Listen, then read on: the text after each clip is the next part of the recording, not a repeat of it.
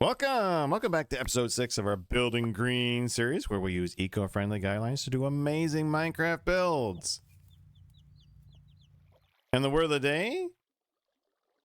Tornado.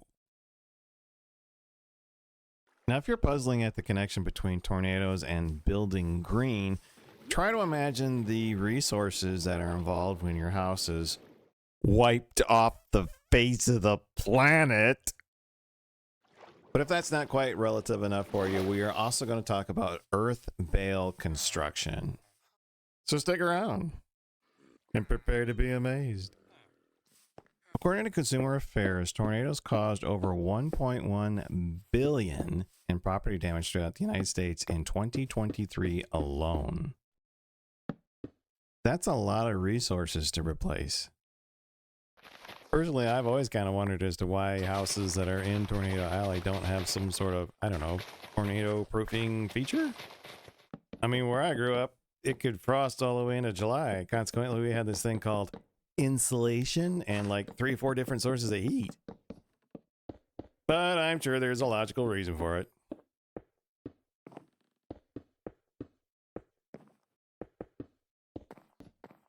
Earth bale homes, or more accurately known as straw bale homes, are a bit of a novelty, and it's one of those things I've always kind of looked at with excitement and a little bit of skepticism.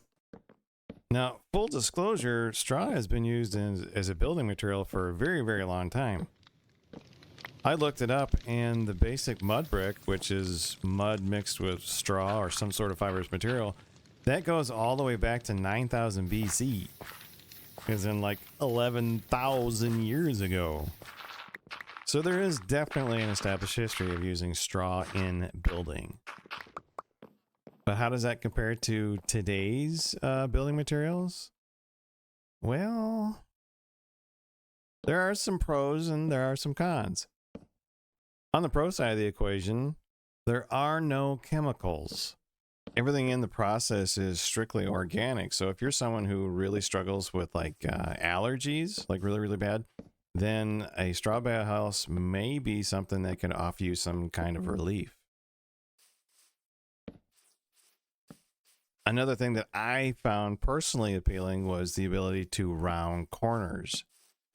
Living off grid, I tend to have a affinity for things that are more natural or reflect nature, and 90-degree corners are just not something you see in nature.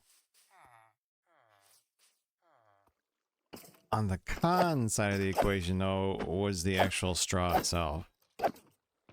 Straw is really, really good at absorbing moisture, and once it gets wet, it decomposes really quickly.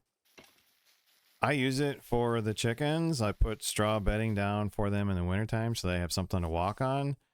It will absorb the manure all winter long, and then I will gather it up, put it on the compost heap for the summer, and then in the following spring, there is no straw left. It is completely composted. It is dirt.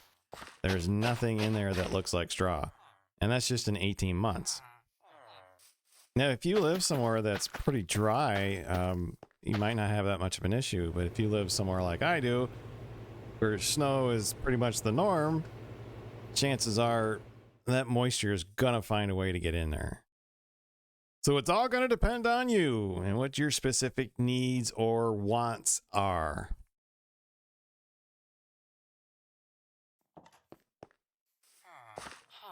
Hey, how are you doing this? There's no composter here. What?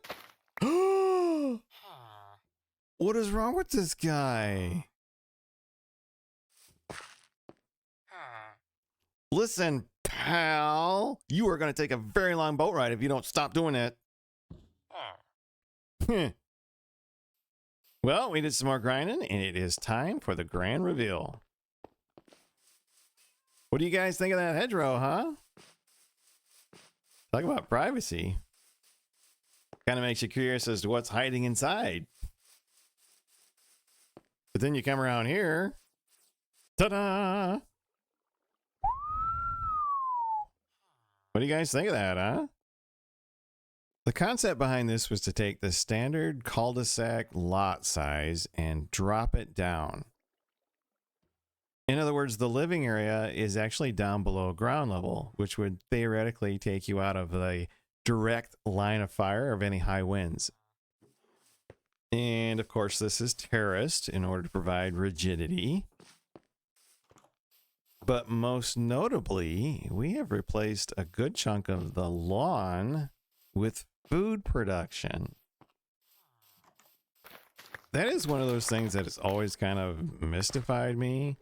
You'll see these people that spend like large amounts of money and time and effort having like these perfectly picture perfect lawns, but then they'll order their groceries delivered. It's like, are you sure you have your priorities quite right? I mean, wouldn't it be better to have a personal investment in your food? Yeah, I know. What a weird concept, huh? How about a tour? Plunk. Over here we have the master bedroom. Not too bad. Like the little armor suit there. Then we come around over here. Over here is the twins' room. And apparently they dream of someday being warriors. Then if we come across here to the other side. Hey, sorry, buddy. This is your room, isn't it? Sorry. Didn't mean to barge without knocking. This room belongs to the oldest child who is hoping to go to college to be a cartographer. Isn't that right? We should probably leave him alone now. All right, I'm going. And then we can go outside, out the back, up the stairs to a full-size deck that goes all over the place. Now, this deck was brought up here on purpose because for me personally, there are times that I want to hide away and get some work done. And then there are other times that I really want to see what's going on around in the world. And having a setup like this that gives you access to the big blue sky allows you to do just that. So what do you guys think? I mean, we've covered a lot today. We've covered tornadoes, we've covered straw bale, we've covered food production. Oh, I got one more thing I want to show you. Orange terracotta. See a lot of houses built like that? With a build like this, you can go as loud as you possibly want. And nobody cares because they can't really see it. You'll probably get a few people peeking around the corner to get a good look. But what you won't get is some Karen going to the homeowners association saying, well, the sun is going down again. I hope this episode was beneficial for you. Straw bale building is not really one of those common things. But it's kind of fun to think about and imagine. Thank you so much for sharing your time with me.